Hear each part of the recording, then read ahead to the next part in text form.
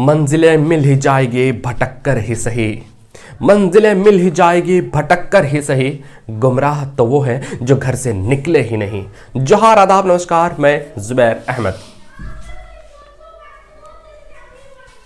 मैं आपको एक छोटी सी कहानी सुनाता हूं। ये कहानी सुनने के बाद आप अगर इस कहानी के थोड़ा सा भी जर्रा बराबर भी, राई के दाने के बराबर भी, चोटी के सर के बराबर भी अगर इनकी कहानी की बात अगर अपने दिल में उतार लेंगे ना, ये कहानी भी उतना ही ताकतवर है, उतना ही ताकतवर है, उतना ही ताकतवर है, जो आपके जिंदगी में भूचाल ला करके रख देगा, आपके जिंदगी में खुशहाली ला करके रख देगा। जैसे एक बीमारी को एक टैबलेट, छोटा सा टैबलेट पूरे शरीर की बीमारी को दूर भगा देता है, वैसे ही एक छोटी सी कहानी का छोटा सा लक्ष्य आपके जिंदगी को तोड़ करके, आपके असफलताओं के पहाड़ को तोड़ करके, असफलताओं के पहाड़ को चकनाचूर करके आपको सफलता तक पहुंचाने की ताकत रखता है।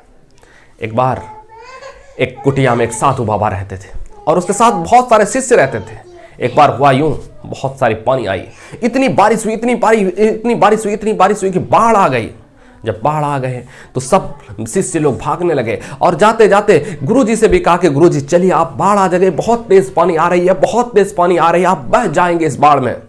गुरुजी कहते हैं, नहीं बाबू, नहीं मेरे चेले, मेरे शिष्य, नहीं, मैं नहीं जा सकता। मुझे गॉड पर पूरा भरोसा है, मुझे ईश्वर पर पूरा भरोसा है, मैं रात दिन भक्ति करता हूँ, वो ईश्वर मुझे डुबा नहीं सकता है पानी में, इतना यकीन था। उसके बाद फिर जब पानी उनके कमर तक आ गया तो नाव निकल रही थी वहां से। कहा कि चलिए गुरुजी, चलिए, आप डूब जाएंगे। कहा कि मैं नहीं जा सकता, मैं 1 इंच नहीं हिलूंगा, मुझे पूरा भरोसा है गॉड पर, मुझे पूरा भरोसा है ईश्वर पर, मैं जा नहीं सकता। निकल गया नाव। उसके बाद हेलीकॉप्टर से आए कि रस्सी नीचे दिया। कहा कि रस्सी पकड़ करके आप ऊपर आ जाइए, आपकी जान बच जाएगी, पानी बहुत बढ़ रही है, बस कुछ ही देर में जो है ना आप पानी के आगोश में आप आ जाएंगे, आप मर जाएंगे। ये गुरुजी कहते हैं कि मैं जा नहीं सकता, चाहे कुछ भी हो जाए, मैं बिल्कुल भी नहीं जा सकता, मैं चाहे कुछ भी हो जाए मैं जाऊंगा ही नहीं। मुझे इतना भक्ति करता हूं, मुझे गॉड पर पूरा भरोसा है, पूरा यकीन है मुझे, वो मुझे पानी में डुबा नहीं सकता है, वो मुझे पानी में बहा नहीं सकता है, मेरी वो हत्या नहीं कर सकता, इतना तो बेरहम नहीं हो सकता। कहा कि आप बात नहीं मानते, आप चलिए। बहुत जिद किया गुरुजी ने भी उतना ही जिद्दी थे, वो भी नहीं गए। इत्तेफाक ऐसा हुआ, कुछ ही देर में पानी और तेज होता है और पानी अपने आगोश में ले लेता है और उस गुरुजी की मौत हो जाती है। मौत होने के बाद वो ईश्वर का दर्शन करते हैं, भगवान से कहते हैं कि मैं बहुत पूरी जिंदगी जब से मैं होश संभाला था आपकी भक्ति ही करता रहा, एक वक्त भी ऐसा नहीं गया जो कि आपके भक्ति में मैं विलीन नहीं रहा। तो कहते हैं फिर भी आपने मुझे डुबो दिया। तो भगवान कहते हैं कि मैं 3 बार तुम्हारे पास, कभी स्टूडेंट्स के शक्ल में, कभी नाव पर सवार होकर के, कभी हेलीकॉप्टर से गया था बचाने के लिए, तुमने तो समझा ही नहीं, तुमने तो पता नहीं किस अवसर को जाना, तुमने तो पहचाना ही नहीं।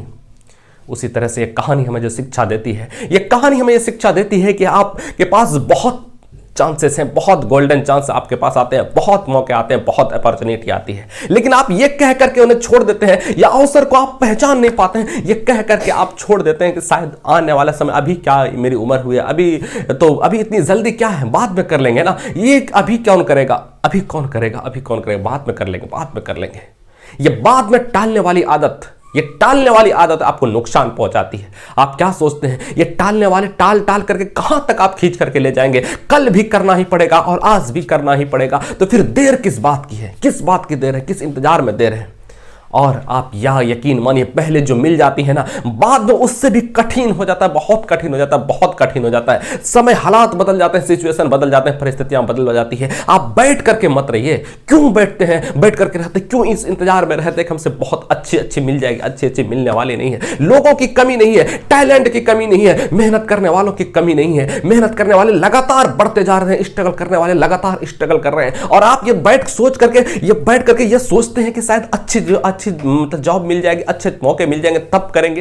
ये तब करने के चक्कर में सबसे पीछे हो जाएंगे। आप सोच रहे हैं ना कि तब करेंगे, आपको बल्कि लेट हो चुकी है, बहुत लेट हो चुकी है, और अभी से मोड़ने में आपको बहुत समय लगेगा, तब जाकर के आपके हालात, आपके परिस्थिति, आपके सिचुएशन समझेंगे। क्या आप सोचते हैं कि खुद ब खुद समझ जाएगी? नहीं, बहुत कठिन मेहनत करना पड़ेगा, बहुत स्ट्रगल करना पड़ेगा, बहुत संघर्ष करना पड़ेगा।